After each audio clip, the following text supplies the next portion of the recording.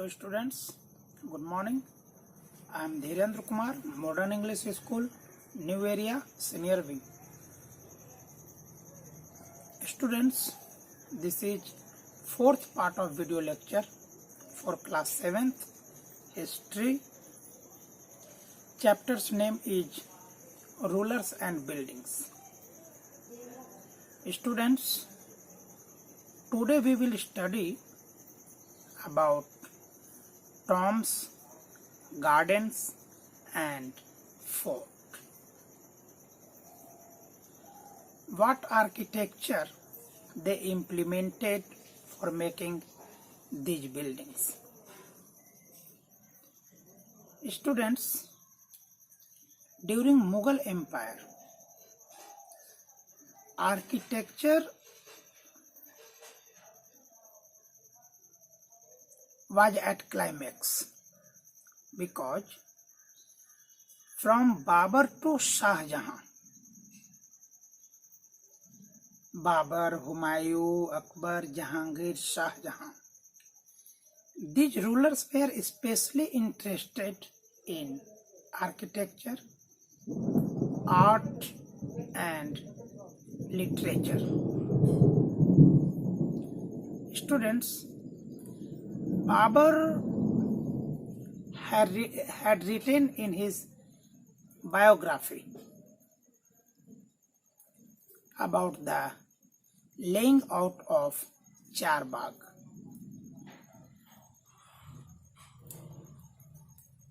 Why this is called Char Bagh? Because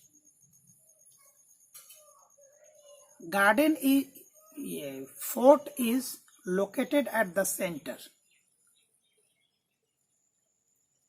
and garden is divided into 4 symmetrical rectangular parts, and these parts were separated or divided by artificial channels. Student, here we must know that why channels were used. Here notice, this channel was filled with water. Why these channels were used? To separate the garden? Yes, to irrigate the plants.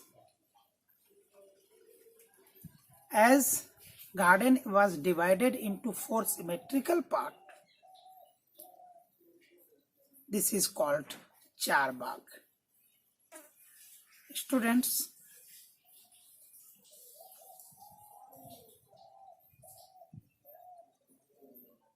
all this architecture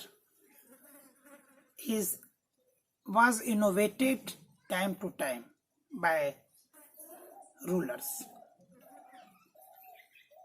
During Akbar's reign, one other form of architecture was implemented. Akbar turned to his ancestor Tamerlane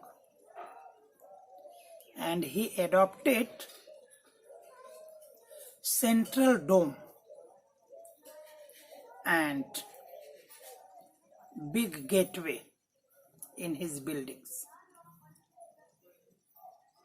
Means after Akbar, central dome and big gateway was prevalent in buildings. Very good example of this architecture was Humayun's tomb. In this tomb, in this architecture, tomb was established in center at Char Bagh, and this was called 8 Paradise because central hall is surrounded by 8 rooms. This is called Hastabhisti. Student, After this, Shah Jahan also introduced some new forms of architecture. He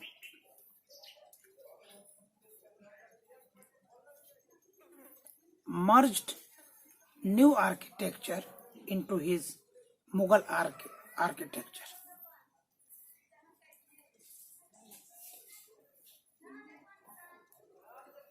Ceremonial hall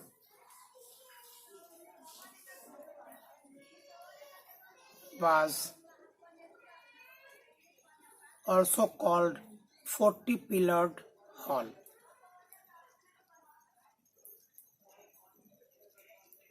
Shah Jahan tried to merge others' architecture into his architecture. Student, Shah Jahan's architecture was very well seen in his court. As I taught you earlier of this chapter that all the rulers tried to show that they were very close to the God. They were shadow of the God.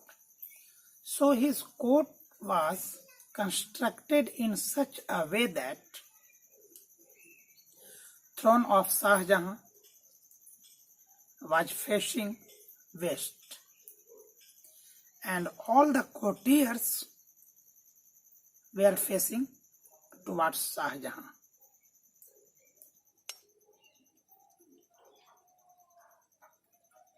Do you remember Qibla? Facing towards west, where Makkah Medina is located. And as earlier ruler claimed that they are shadow of God, such type of buildings were constructed. Students, Diwane Aam and Diwane Khas were constructed by Shah Jahan. Shah Jahan was very wise ruler. One architecture during Shah Jahan is also has to be discussed. Have you heard about Pitradura? Pitradura is an inlay work at marble or sandstone. This is constructed behind the throne of Shah Jahan. On this Pitradura, Orpheus, a Greek god, is shown playing lute, and it was believed that music of Orpheus can calm the fierce wild animals.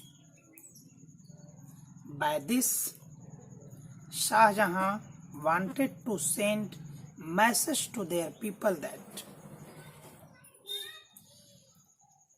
all the rich and poor should be together, should live together in harmony.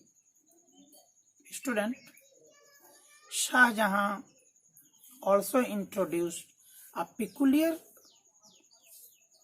architecture. Before Shah Jahan, where all the rulers placed fort at the center of Charbagh, but Shah Jahan started a new tradition of making fort or royal buildings at edges of Charbagh. He established dwellings on the bank of Yamuna river, and you can notice the Taj Mahal. Taj Mahal is located at the edge of Charbagh. This is not in center of Charbagh. And the dwellings he established on the bank of Yamuna river, here only royal families and some special protection given families were allowed to construct their dwellings on the bank of Yamuna.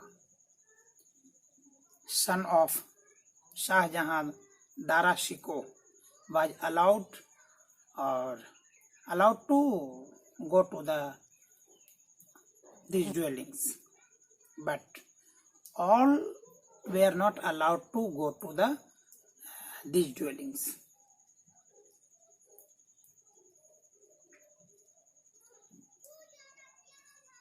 Students, that's all.